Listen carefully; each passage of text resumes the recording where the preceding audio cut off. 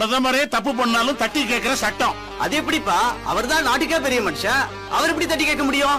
ஒரு சாதாரண குடிமகன்னா ஒரு அரசாங்கம் என்ன செய்யுதுன்னு தெரிஞ்சுக்க முடியுமா?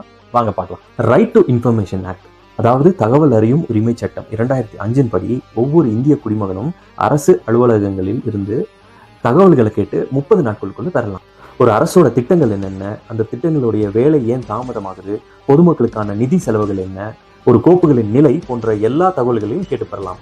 ஒரு தேசிய பாதுகாப்பின் தகவல், ஒரு தனிப்பட்ட நபர்களுடைய தகவல், நீதிமன்ற தடை உள்ள தகவல், விசாரணை நிலுவையில் உள்ள போது அந்த தகவல்கள், இதை எதுவுமே நம்ம இந்த சட்டத்தின் மூலியமா கேட்க முடியாது. சரி, இதை எப்படி கேட்பது? ஒரு வெள்ளை காகிதத்துல உங்களுடைய பெயர் விலாசம் எழுதி ஒவ்வொரு துறையோட தகவல் அதிகாரிக்கு நீங்க கேட்கக்கூடிய கேள்வியை நேரடியா எழுதி ஒரு 10 ரூபாய் கோர்ட் ஃபீஸ் ஸ்டாம்ப் போட்டு அனுப்புங்க. அல்லது மத்திய அரசுக்கு இந்த லிங்க் மூலியமா நீங்க ஆன்லைன்லயே அப்ளை பண்ணி உங்க கேள்வியை கேட்கலாம்.